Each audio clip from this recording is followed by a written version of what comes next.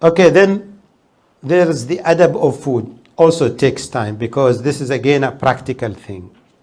I'm sure a lot of this is being practiced in this region because we know that. I mean, I don't say a secret when I say my grandmother born in Singapore. So when she was there, she came about a year of age. She was about 8 years old. But she was telling us a lot of the adab that is, inherited from her father and mother and so on. And I'm sure it is here in this region as it is in, Malaysia and Indonesia. But some of it has gone with the new things that we see, the media and all that. So we just need to refresh our memories and possibly just, help each other and support each other to do things. So what is the intention of eating and drinking? If we don't have intentions, we are like anyone, any non-believer, whoever. I mean, Allah in Quran really criticized those who are eating and drinking without intentions. And saying, "Inhum illa kal an'am," like the animals. They eat and drink for what they don't know. It's just eating and drinking. But what differentiates the Muslims that when they eat, when they drink, they know why they are doing that. Allah is asking them in the Quran, saying, "Kulu washrabu wa la tusrifu." Means, don't exaggerate when you are eating or drinking. Rasulullah sallallahu alaihi wasallam is saying how much we have to eat, how much we have to drink, and so on. And they told us also how to eat and how to drink. So we tell them, wash your hands before and after eating. Don't rush, just come from school, move to the eating and start eating quickly without, realizing the intentions, without cleaning your hands. No, that's not good. So they have to do that. And then they have to sit down while eating or drinking. Cannot drink while standing or eating while standing. All that is not good. So they have to sit. Of course, I mean, there are certain, possibly, conditions that they cannot do that. But, I mean, they have to do that as much as possible, to sit while eating or drinking. And then they say dua before they eat. This is the dua here. They say, Bismillah, Allahumma barik lana fima razaqtana wa qina adab an-nar. This is asking Allah, of course, Bismillah the first, and then asking Allah to put barakah on what He has given them as a food, and take us away from an-nar, from the hell. So and then they start, never criticize food. Kids used to be very spontaneous. They just whatever inside they will say. So if they don't like that, oh, we don't like this food. This is bad today. What is going on? This all that complain. So we tell them, never in your life criticize food. Rasulullah ﷺ never criticized food. If he likes the food, he will eat. If he doesn't like it, he will not eat. That's all. But not to criticize, because this is ni'mah from Allah subhanahu wa ta'ala. Rasulullah never said, oh, this is bad food. This is like that. Why you did it like this? Why did you bring for me this? And sometimes when he wakes up in the morning, he will ask in his house, is there any food? They say no. So he's okay. I'm fasting today. No food. Khalas. And they might stay for 2 or 3 days without food, by the way, at the time of the Prophet. Now, how many days we can stay without food at home? Half a day? Some people 3 hours maybe maximum they can, And so it's essential that they understand that no criticization for food at all. And eat with your right hand. I have seen kids, drinking with their left hand. It's a very, bad habit. They drink with this. No. They have to drink with their right hand. They have to eat with their right hand. Keep their left hand clean. Only you can carry something which you cannot carry with your right hand, but eat and drink with the right hand. Okay? Because that's the for Ibn Abbas when Rasulullah ﷺ was giving him, guidance and how he can eat. He said, say Bismillah and eat with your right hand and eat from what is near to you. So we teach them that if you are sitting on the chair and there is a table, a lot of food in front of you, the hand of the kid cannot reach the other end. So what they will do, sometimes they will stand on the chair and go and take from the others. We tell them this is a bad habit. Rasulullah ﷺ is asking you to eat from the place which is next to you. Don't go too far with your hand like this. You might fall down on the food or do something. So he said, what if I like something? Ask your mother, ask your father, ask somebody to bring that for you. And then you will take from that. But don't just, jump on the table to do that. So we do that on a practical way. Sometimes we bring like food for them and we wash them and we try to instruct them to do the right thing. And when you are eating, we tell them don't talk, as the food in your mouth. So you have to digest the food, and then if you have something to say it. But not as you are eating and talking, because food will go out and people will be really upset about that. I've seen grown-up people doing that, which is very bad. And when you finish, you say Alhamdulillah. Okay? And the dua is here. You see the child is happy after he finished food. Alhamdulillah alladhi at'amani hadha wa razaqani min ghayri hawlin minni wa la quwwa. So we thank Allah who gave us this food, and I had done nothing.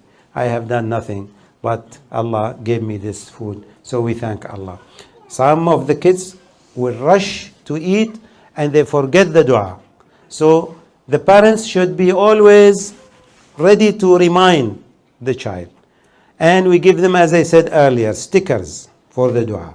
So they stick this next to the dining area so they can remember. You just tell them, read that dua before you eat. And then when they finish, read the dua as you finish. As I said, it's just repetition. A day, 2, 3, 1 week, 1 month, 2 months, 3 months, and then let it go. That's it. Okay? Any question? This is the house, our home. This is very essential because they spend a lot of time at home. If they don't practice the adab at home, it's a disaster. They will not be able to do anything outside. This is under the supervision of the parents. There are always the parents there, so they need to practice the adab. They need to practice the dua from the time, as I said, from the time they wake up until the time they go back to sleep. All the activities they are doing, they should be doing the adab and they should be reading the dua. You have a question there, right? Yeah. Both. Bismillahirrahmanirrahim. Assalamu alaikum wa rahmatullahi wa barakatuh. Assalam wa rahmatullahi wa barakatuh. MashaAllah, thank you for the knowledge so far. It's very straightforward and very good practical information. Maybe 2 questions. One is about drinking. Yeah. And I'd like to understand from you, what's the adab on drinking Zamzam water? Because I've heard also it's better to stand up because the Rasulullah Sallallahu Alaihi Wasallam did it standing up. But I don't know the context of that. So I've been standing up when drinking Zamzam. And the other thing is more on the approach towards talking to children. If they do something that is not following the adab, sometimes you are in the heat of the moment as a parent, and then you could lash out wrong or you say something wrong. But especially you can see that in public places, it's a difficult situation for a parent to be in. What would typically then be the best approach? Because children, they are, I think, free of sin until they are baligh of age. But sometimes we, as parents, we forget that. So more about the approach towards children. Thank you, Sheikh. Assalamu alaikum wa rahmatullahi wa barakatuh. Alaikum salam. Thank you very much for your 2 questions. Very good questions. The first one on drinking Zamzam. What is it and how we go around that one? And we all know the hadith of Rasulullah sallallahu alaihi wasallam. It says, "Ma'u zamzam lima shuriba lah." Ma'u zamzam lima shuriba lah. What does it mean? Means that if you drink zamzam and you have certain intentions, we go back to the intentions. If you have intentions, then say the intentions. Remind yourself of the intentions when you are drinking zamzam. Allah will give you these. For example, Imam Shafi'i, he's saying that when I was drinking zamzam, I had the intentions to be alim. So he became alim. So when you drink zamzam anytime, just, remember the intentions, the good intentions that you want to be, or you want something to be given to you from Allah. Remember at the time of drinking zamzam, this is the time that Allah will give you that. And it is coming from Rasulullah sallallahu alaihi wasallam. So it must be true. We say as-sadiq al-masduq. He is the person who wouldn't lie at all. So when he say ma zamzam lima shuriba la, so we are sure that when we drink zamzam and say intentions and ask Allah for something, inshallah Allah will give us that. Yeah. So let's remember that one. And when we drink zamzam, not necessarily drinking zamzam in Mecca. Now zamzam comes to every house, anywhere in the continent, So you can drink zamzam, and I don't know if they sell it here, no? Yeah. The other question is how to deal with your kids. This is another presentation by itself, because some people would have good way of handling kids, good way of dealing with them, talking to them, and managing kids. And I remember we were reading a book, How to Talk.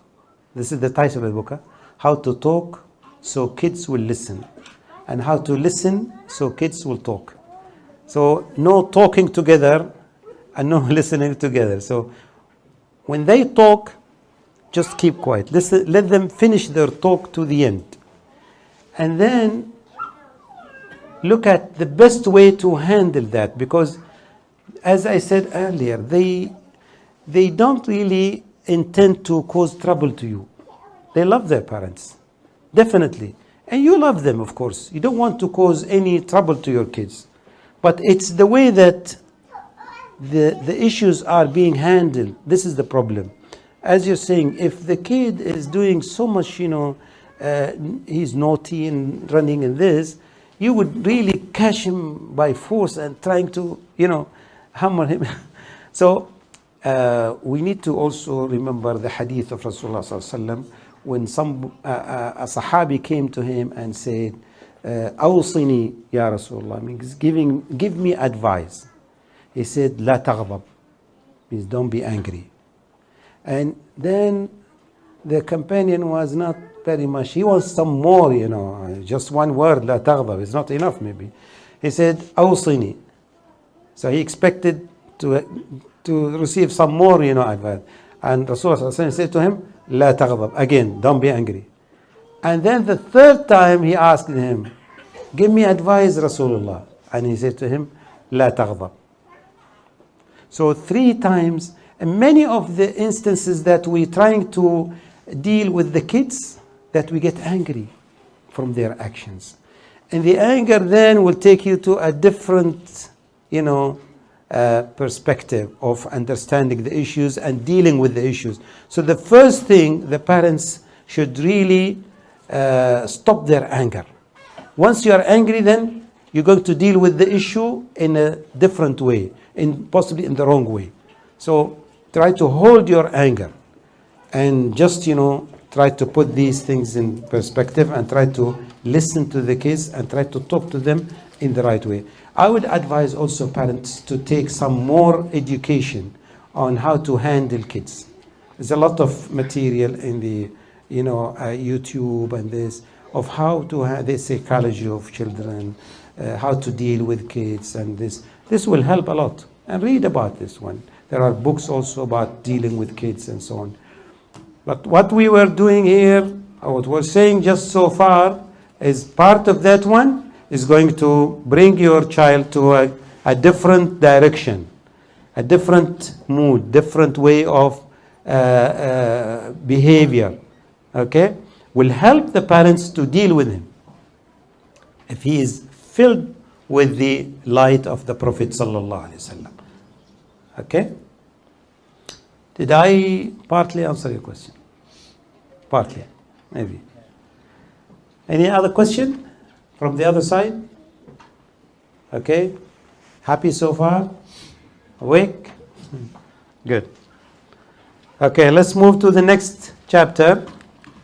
Okay, now we finished home. I just emphasize the need to repeat these things to your kid. Repeat them, follow up. Make sure that they do this exercise every day. So far, what you have seen is something that has to be done daily, not once, maybe twice, thrice, many times per day. Nothing is weekly. This is all daily. Whatever they are doing at home is daily. So this has to become part of their life. Never forget it. Second thing is the adab of majlis, of masjid. Now we give them this, and at the end of the session, if it is 1 or 2, when we finish, I take them with me to the masjid for a practical session. So they apply what we give them. Because at home they can apply. They can enter, an exit house and eat and drink and go to the bath and come back and so on. But then masjid, we give them the adab and the dua of masjid, and then I walk with them to the masjid so they apply. Now we tell them the first thing when you go to the masjid, you step with your right foot. Yeah? Because you are coming from the street to the masjid. Masjid is better, so you go with your right. And then say the dua. Bismillah wa salah wa salam ala Rasulillah. Allahumma ghafir li dhunubi wa aftah li abwaba rahmatik.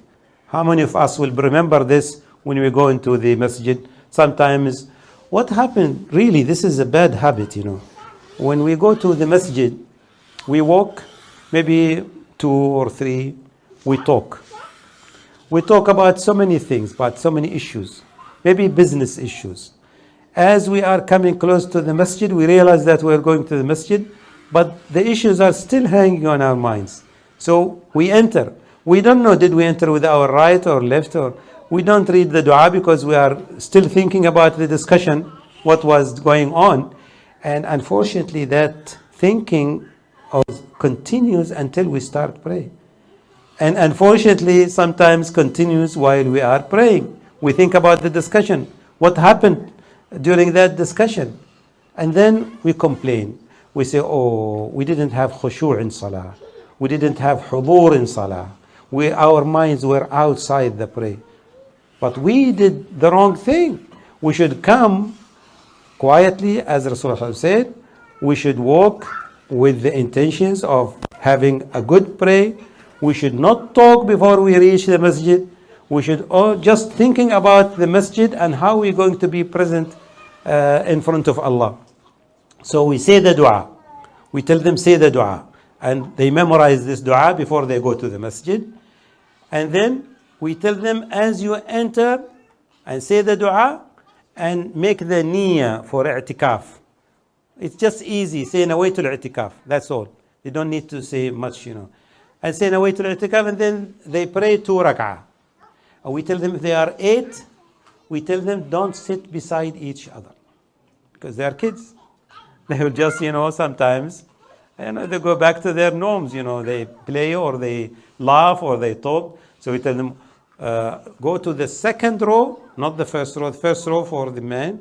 Go to the second row or third row. One will sit here, one will sit here, one will sit here, one will sit like that. There's a distance between each other. And never leave your place until you finish the prayer. So don't move. So they do that. They pray 2 rak'ah and they sit.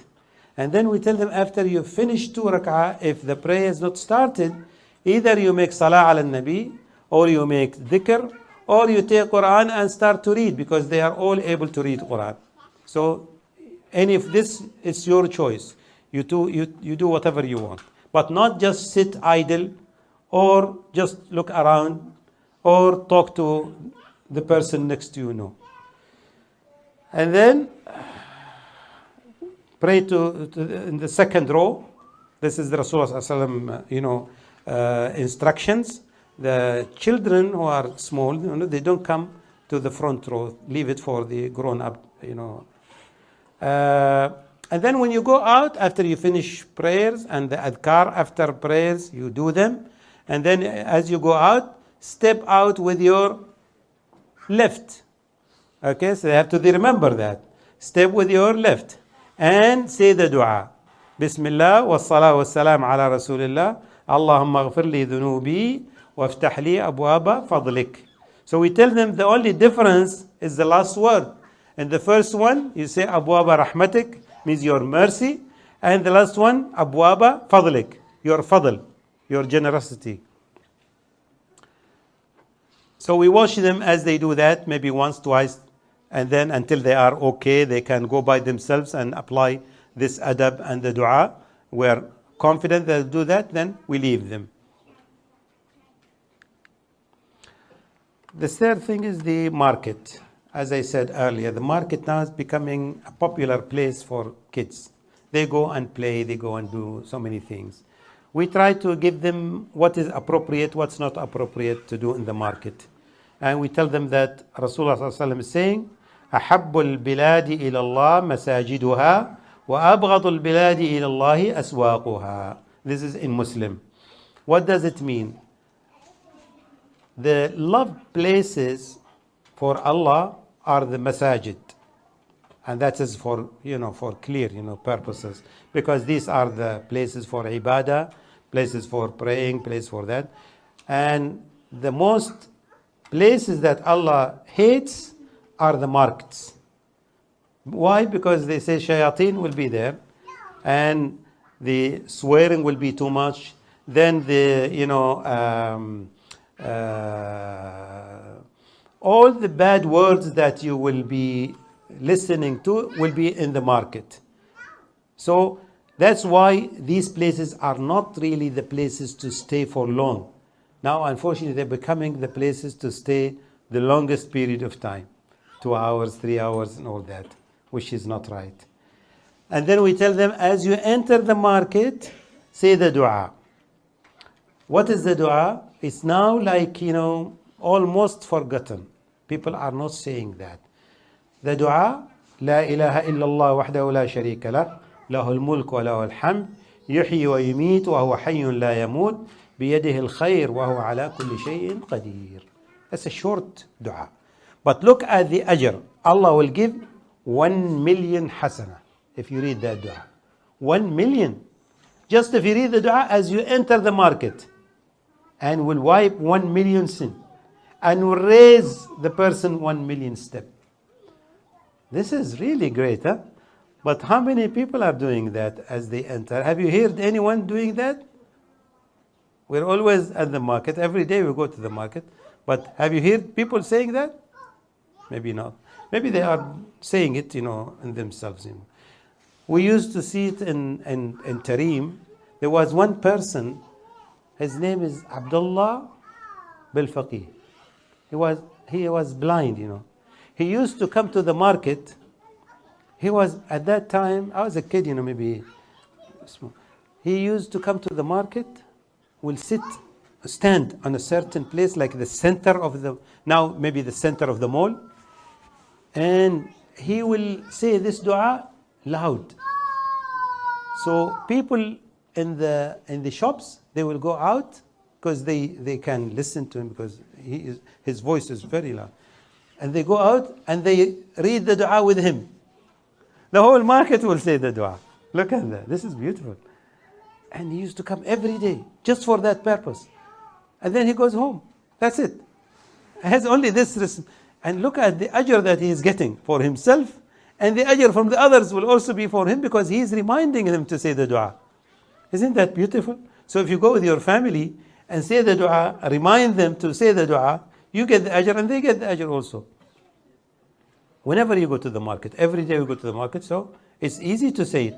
It's not a big deal, And of course, we have to remember again, we tell them the intentions of going to the market. Our intentions is to, help anyone who needs help. Our intentions is to really protect our eyes of looking at the haram, our tongue of talking to anyone wrongly or something. All of these intentions, we tell them when you're going to the market, you need to remember these intentions before you go to the market. So when you are there, you have them with you. Ears and of bad words and shouting, eyes from the forbidden things, and then to finish whatever is required from you to do in the market, and finish that and leave as quick as possible. Nowadays, our kids would love to go to the market, not to buy things, but to play. This is unfortunate. I mean, playing should be, there is a playground, there is some other places to play, but not in the market. The market is the place, as Rasulullah ﷺ told us, is the place for the shaitan. So they are there. So imagine our kids are playing in the place of the shaitan. If somebody is telling us the shaitan is in that place, take your kid to the place of the shaitan. We'll say, no, we don't want to take him to the shaitan. So we are, by ourselves. We take them by our hands and our cars.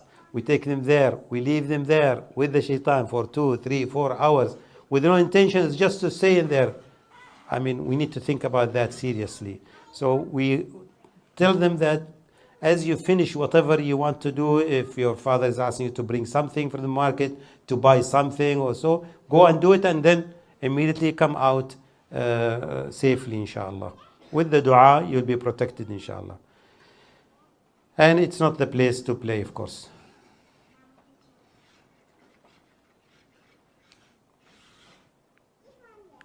Okay. Then we go to the adab of street. Any question, by the way, on this? I mean, we have now two things: masjid, and the street, or market. Sorry, masjid and market. Any question on the masjid and market? There's one question. Would today's shopping malls be the equivalent of markets, especially with the music and examples of bad adab? Therefore, should we avoid play areas and children activities that are done at the mall or shopping center?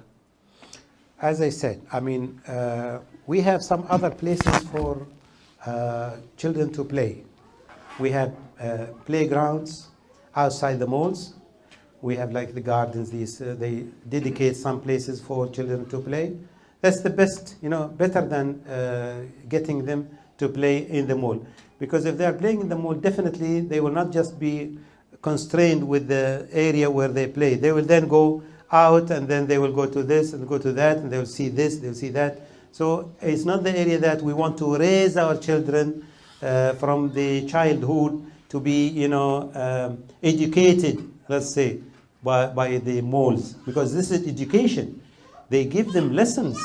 Some of these lessons are just, caught by their eyes. Some of these lessons are caught by their ears when they listen to them. Some of these lessons will be caught by their minds. So do we want our children to be educated in the malls where all of these things that we know are there? Or we want to educate them in the schools, at home, with the prophetic parenting? And then when they are trained enough, they have the strength of the prophetic parenting, they have the strength of the prophet light, then we let them go out by themselves. Then they will differentiate between good and bad.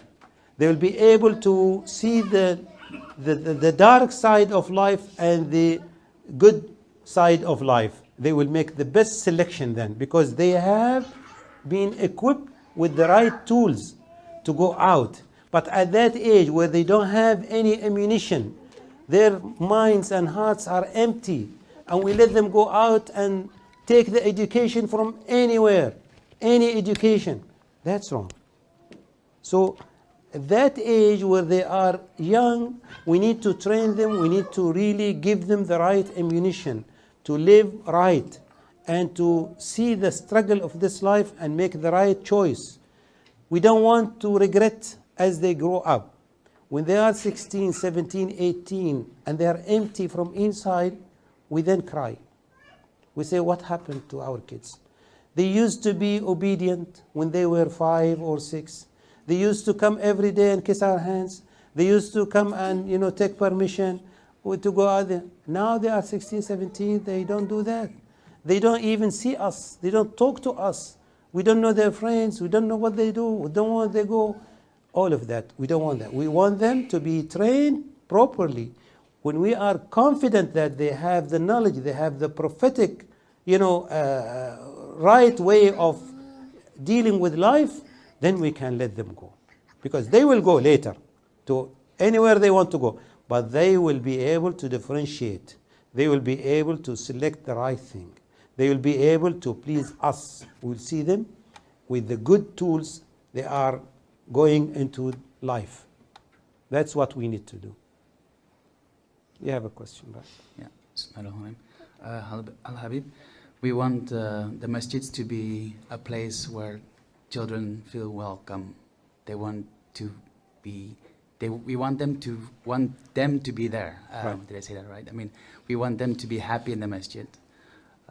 Often, I won't understand what the adab is with children being able to play, run, scream, yell, and run after each other in the masjid. Till what age and what is appropriate and what is not appropriate. I mean, for example, when the Prophet ﷺ was doing salat, Fatima Zahra was climbing on his back. Hassan Hassan and Hussein. Hassan and Hussein were playing on his back. I don't know what age that was.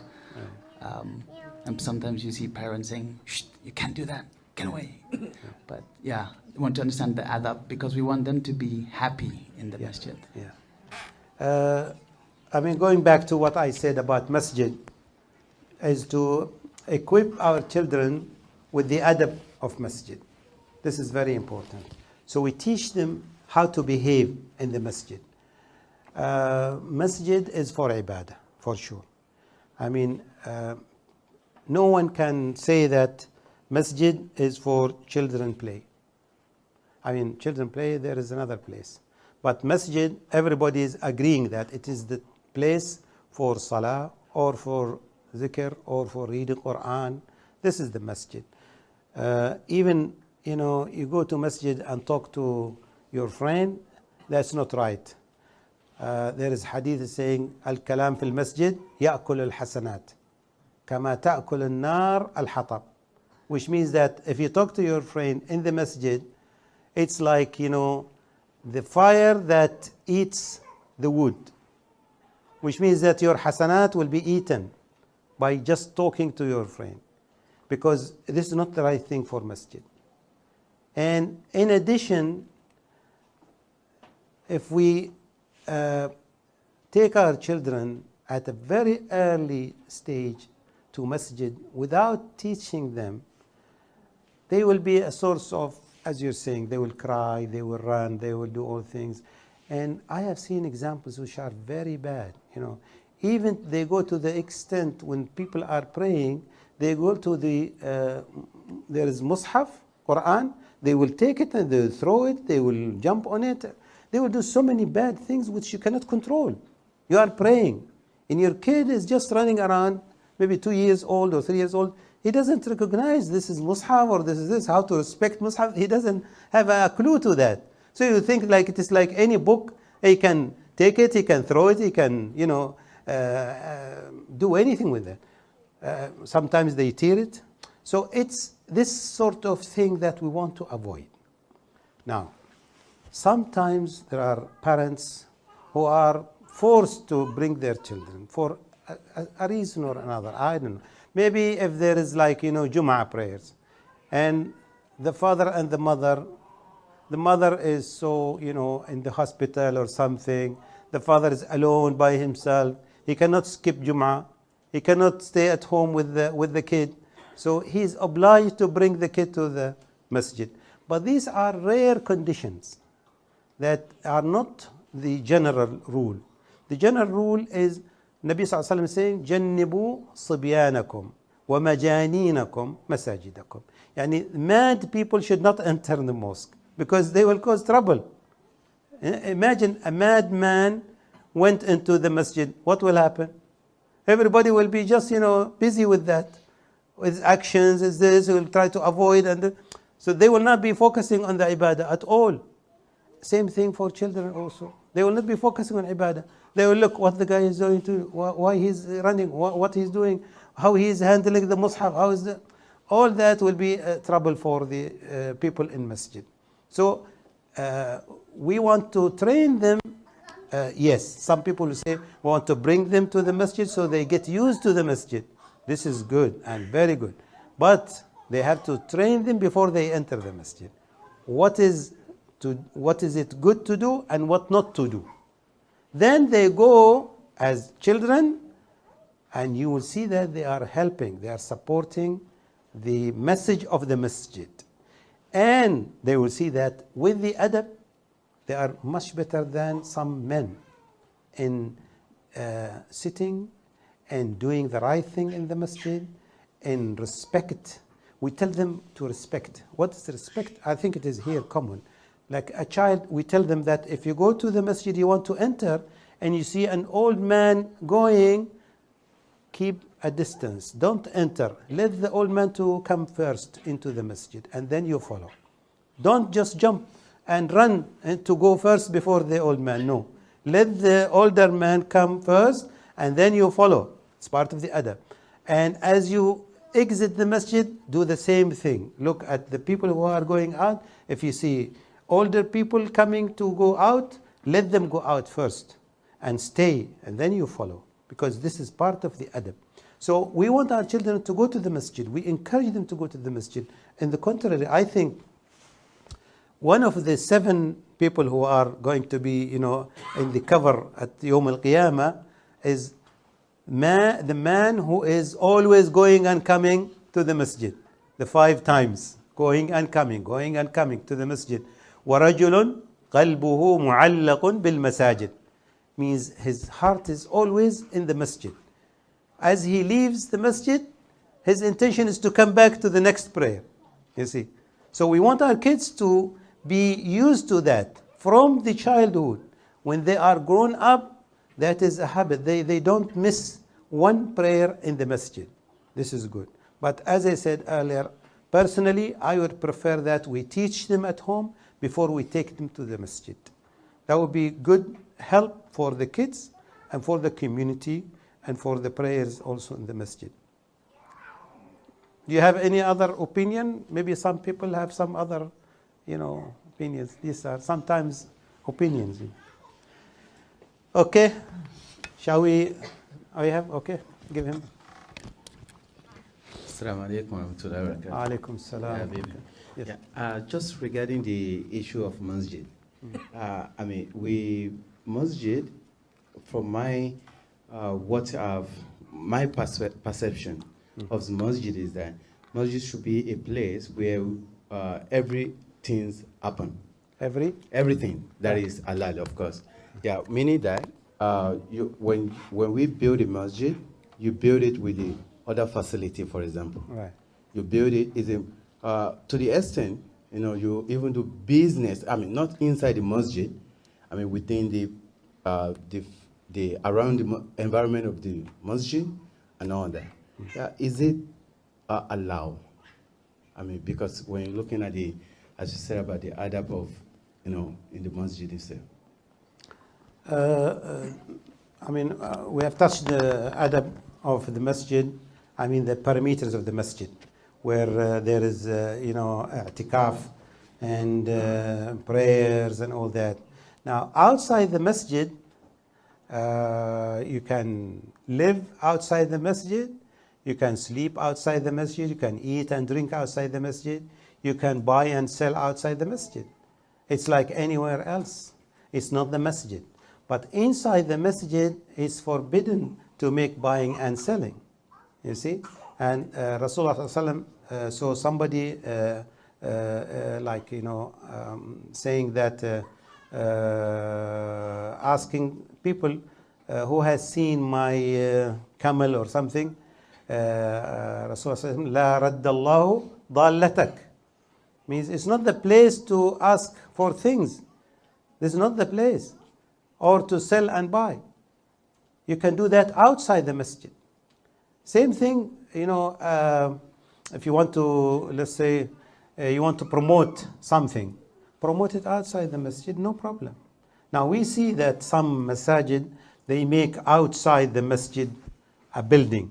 Okay, they build like, a house. And then under that house there is a shop. Fine, this is okay because it's outside the masjid. And this is no problem at all.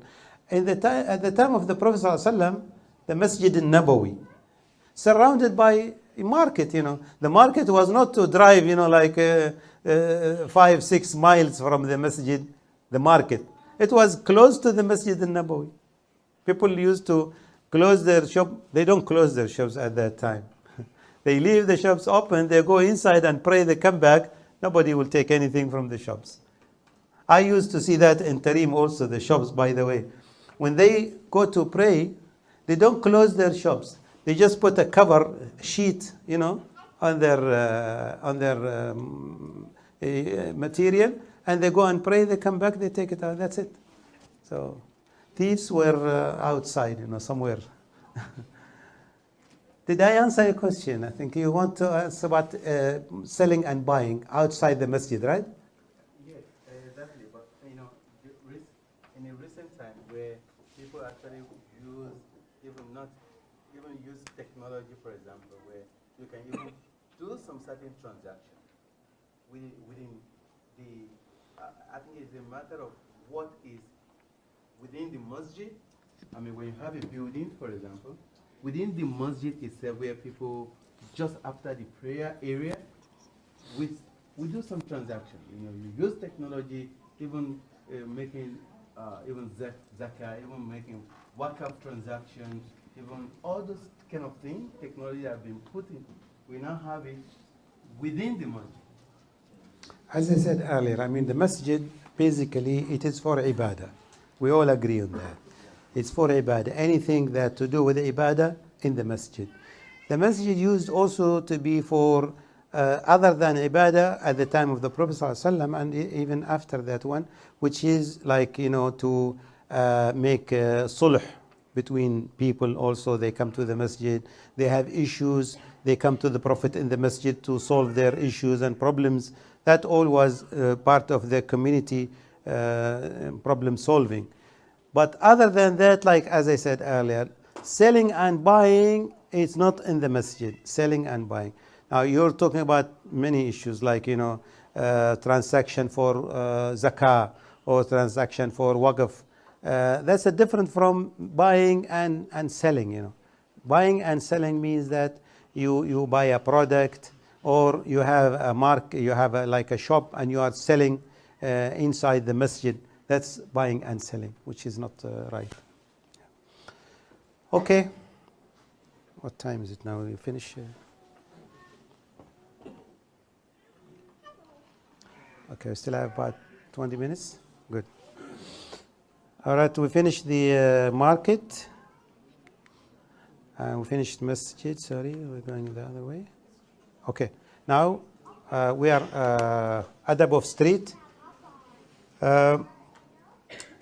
As we are going out to the street, if we're going by car, let's say the kid is going to ride the car, we teach the kid to say the dua for the car when he is riding. There's no now camels or donkeys or anything. We have cars now. Even you don't have motorcycles here, all cars. So we say Bismillah, Alhamdulillah, Subhana alladhi sakhara lana hada, wa ma kunna lahu muqrinin, wa inna ila rabbina lamunqalibun. So the kid will memorize this. And say it as he enters the car. Okay? In the street, we tell him, never raise your voice, never shout outside, as in the house. Never raise your voice, because Allah is saying in Quran, Inna ankara al-aswati la sawtul hamir. The most annoying, sound is the sound of the donkeys. You hear donkeys? making sound. It's very ugly and bad thing, very noisy. So this is in Quran. So we tell the child, if you raise your voice that high, you're like a donkey, which is now mentioned in Quran. That is the worst thing. So we teach them, as always, just lower your voice, because kids would like to raise their voice. And not to throw things in the street if you have a tissue or anything which is going to,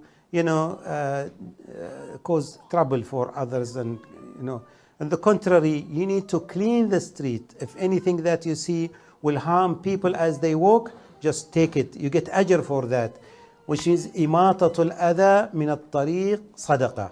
If you take anything that's going to cause problems for the people who are walking, you get ajr for that. This is like sadaqah, like you are giving sadaqah. Okay? So we encourage them to look at things that if there is a stone, if there is a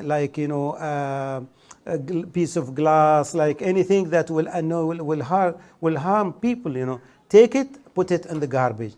Okay? But never throw anything in the street.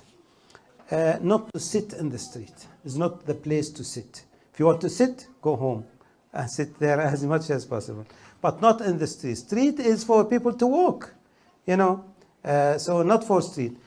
If you see a crowd, because some kids are very curious, they see a crowd, they go there and sit and stand, look at what is going on here. We tell them, never, if you see a crowd, never go close to the crowd or see what is going on. Just you walk to your destination. And then make salam to those whom you know or you don't know. People that you meet, greet them. Because we get them to be used to make salam to people. So people will respect him. And walk in a proper manner. When they walk, we ask them to walk in the proper manner. What is proper manner? Means they walk straight. They don't go like this, walking what they call clumsy. Or they just like that and then they go this and go that. No, walk straight and to your destination. Don't look, left and right. You will not reach your destination. So we tell them this is adab. And if you are making dhikr on the road, that will be good. So that road will say Yawm al-Qiyamah that you have made dhikr, will be a witness to you. Will be a witness. Will say, this child, this person passed that day and he was making dhikr. It will be a good thing.